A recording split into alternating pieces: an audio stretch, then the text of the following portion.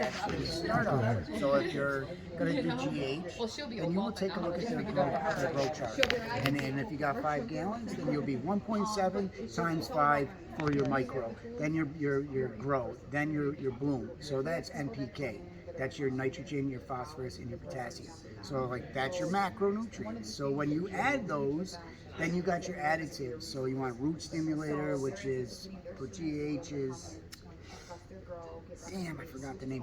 But it's all right there if you look at their feed chart. You follow that food line, that chart in hydro, that's science.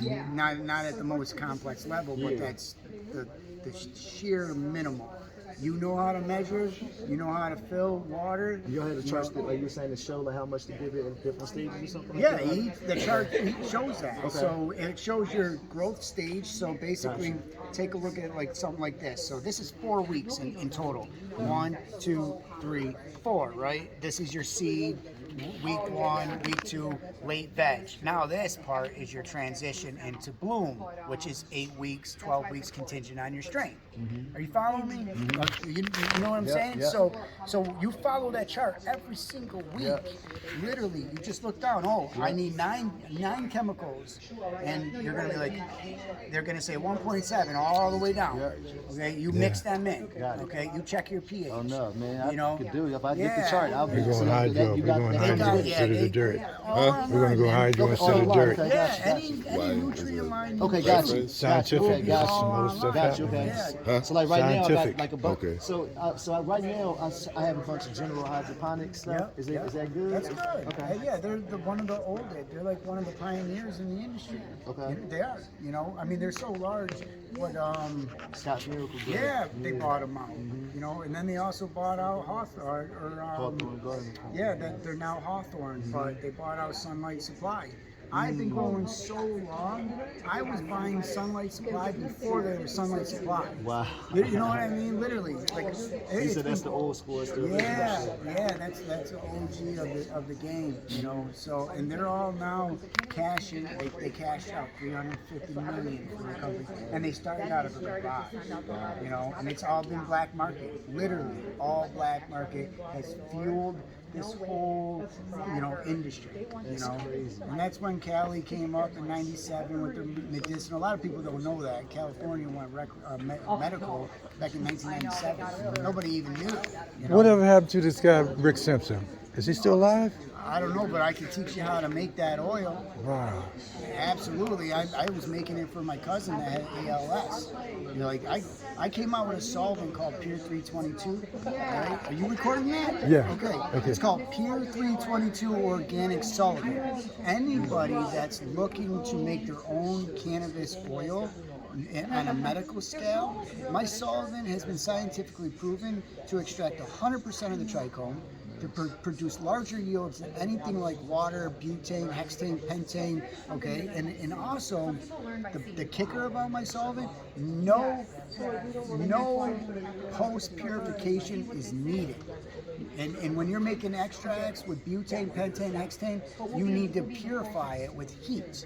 There's no heat needed. I can literally show you, extract the cannabis from the apparatus that I have. It's called an extraction cylinder, okay? So you can get that. You expunge the solvent through this cylinder. You collect your material, you let it air dry, and now you have your consumption. You can bake with it, you can smoke it, you can dab it, you can put it in anything that you want. So what was the testimony of, you said someone with No, he said this is his company. but you said It's a product. you said somebody with MS. Didn't you say you? Oh yeah, my cousin ALS. How did it work for him? Oh, he passed away, but he went from having hands like this to, being able to at least move them. Right. But, cannabis wasn't his drug of choice. So it would be excellent for arthritis. Oh, yeah, dude. See, Rick Simpson oil came out with this to align itself with medical. the medical aspect, cancer. Yes, That's yes. what shifted the whole perception. Without him, we couldn't transition into this medical space, which allowed us to move through the recreational space. It has to correlate some way or another, which it does, or else we wouldn't be in the position we're in today, with recreational. So, like Rick Simpson is you take grain rice alcohol, okay, and I'll break it down for you. So you take grain rice alcohol and you pour it in like a mason jar, okay? Then you put your cannabis leaves inside that mason jar, okay? And you literally just like shake it, okay? Right? Then you put it in the freezer. Nope, hang on. It's been a while.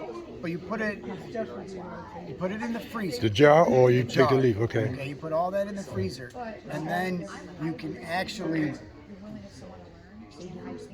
pour that in cheesecloth.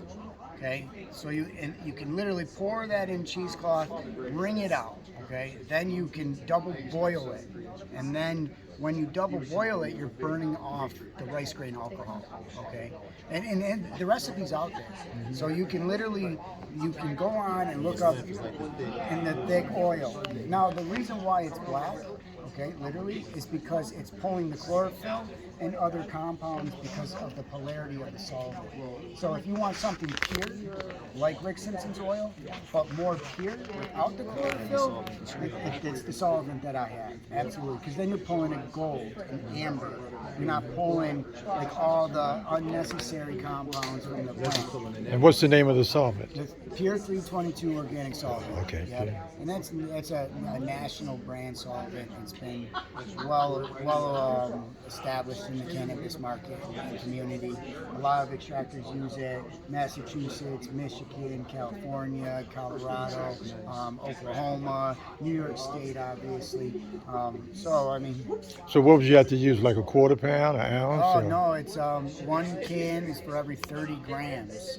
So you buy a case of 8 cans, you buy the cylinder, which holds about 50, 60 grams, and then you pack it, and then you just straight expunge it, almost like washing it, so. Yep, it's a cannabis wizard here. Yeah, man. well, we've done, dude. I've done a lot. Yeah, we're talking to Jayson of Flower City Hydroponics. Yeah, hydroponics. Yeah. Yeah, he's a master grower, master. Yes, I yes. tried. I've been doing it since 2004. For me, it was my survival. That's all I ever had to survive. I come from the streets of the straight ghetto.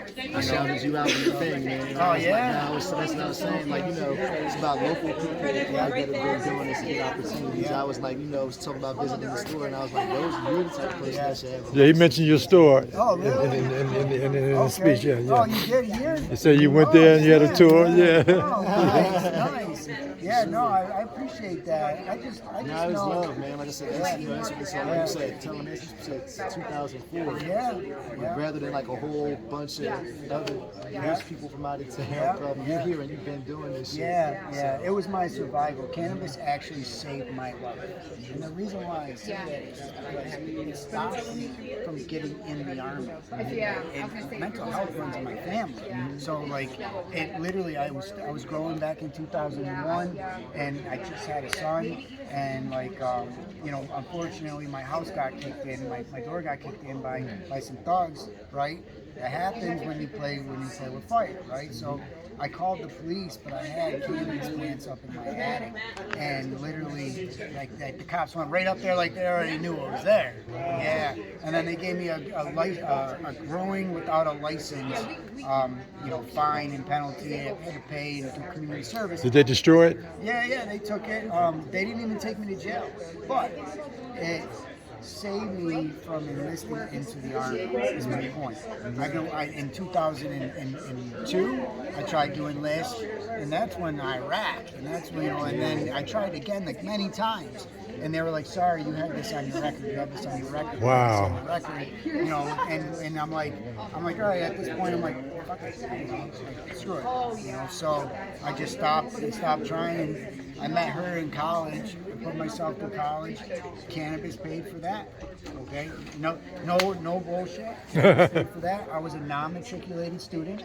Okay, I had no GED. I had no education. I literally said, "This is enough.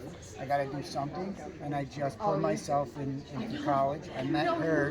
I got my GED at the same time as I became matriculated because I got enough credit hours, and it was weird, right? And like that literally lined up almost like a month within itself. The results were on the way, and I just passed my class to get the credit. So that happened, and then I met her in 2006, reconnected with her in 2010, and then how's it going, sir? How you doing? Do you have any contact information? Yeah, Thank you for the education. And I gave away the last one. I don't have. I might have one.